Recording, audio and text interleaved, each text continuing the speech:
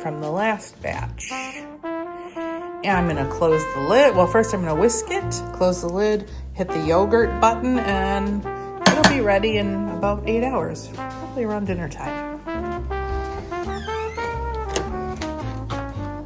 Good morning. Happy Monday morning, December 8.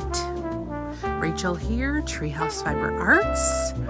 I've had a busy morning packing orders, getting my yogurt going, and now I am headed to have coffee with a friend I haven't seen in a while, which will be fun. Then to a haircut, and then Percy has a little doctor's appointment, a vet appointment, so we're gonna hit that as well. So busy Monday today, but it's a beautiful day. It's cold. It's like maybe 8 degrees, but 8 degrees Fahrenheit, but it's sunny out. Blue sky. It's my favorite kind of winter weather. All right, we'll talk to you in a bit. Come on, Percy. You want to come in? Come on in. He doesn't want to come in. Percy, come. We're letting all the heat out of the house. Come on. Here we are again. Yes, you want a treat.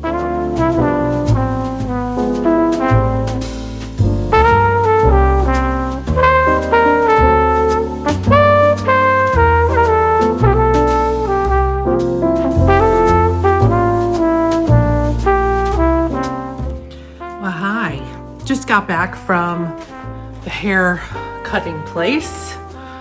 Feels nice and healthy. They blowed it straight, so I don't feel like myself necessarily, but it's nice. It's always fun to get pampered a little. We've got the yogurt still going. It's gone for about 3 hours, so at least another 4 hours and then I'll check it. And had a great coffee date with my friend Kate.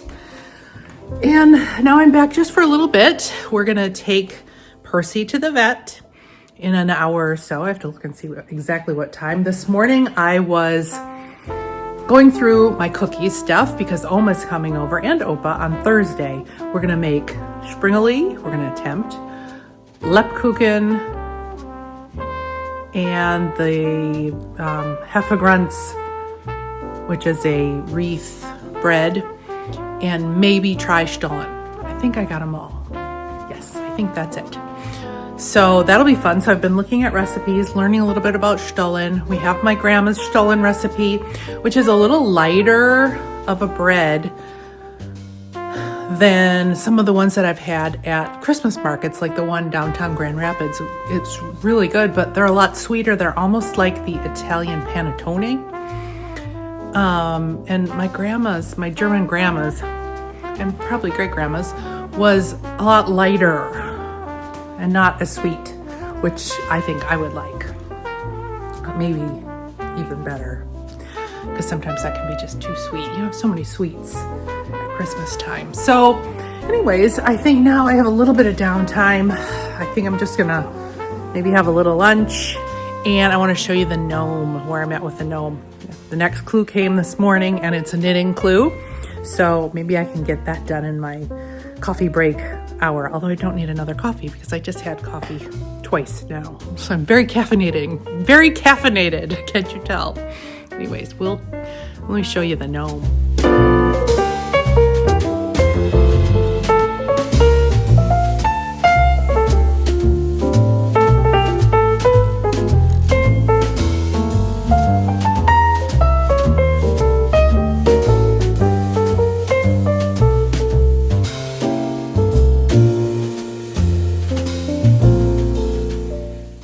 Sitting here working on my gnome, and I'm realizing that I never showed you the skis that I got from Marinated Yarns for Granddad's Grand Adventure, because his Grand Adventure is done on skis. And at first I was going to just take some popsicle sticks, and then I saw this accessory set that Marinated Yarns was offering. Look at these. It came with the poles and everything. Look at these skis.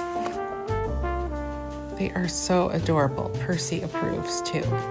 So I had to do it. These are special, and Granddad needs his skis. Right, Percy? Right, Percy?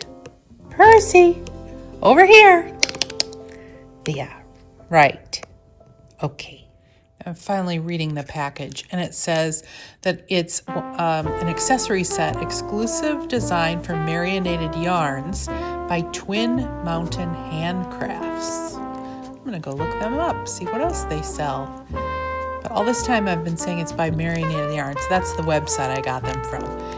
Marinated Yarns had yarn that you could buy for the gnome this time around, and they looks like contracted with Twin Mountain Handcrafts. I'll have to look them up. The moment of truth with our yogurt. So look, about 8 hours. Let's take the lid off and see what we have. It looks perfect. That's the way it should look. And what I like to do, you can see it's already that some of the whey and the curds have separated on the top, and that's good. And then I like to just give it a nice whisk. Sorry, the camera's shaking. Just to get it more smooth. And then I'm gonna put the yogurt in these are 2-quart jars. And I'll be right back. So they're in the 2-quart jars. And I just put lids on them, stick them in the fridge overnight, chills it down, because right now they're warmer. I mean, not hot at all. But overnight, I'll wake up and they'll be nice and thick in the morning. If you wanted to make Greek yogurt, all you need to do is, and I've done this before, I get one of my bigger stock pots, and I put a strainer on the top with some cheesecloth in there, and I'll put it in the fridge like that and let it drain.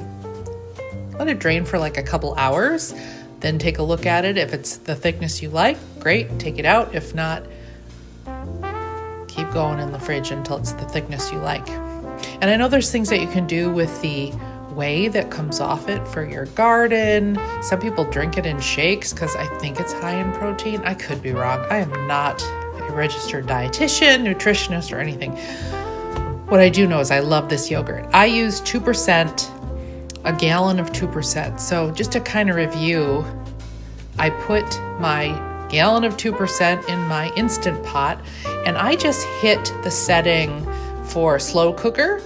And in about 40 minutes or so, it usually gets up to the temperature you need, which is 180. And it's important to do that step because it does a lot of things to the milk to give you a better set in the end, and you don't want to skip that. So heat it up to 180, and I literally use our meat thermometer. I just stick it in there.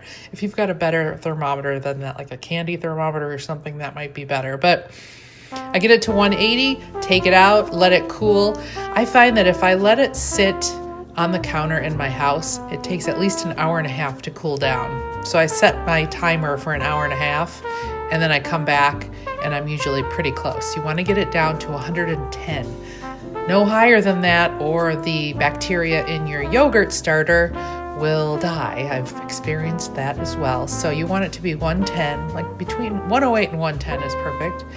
And then I just added about half a cup to a cup of the old yogurt.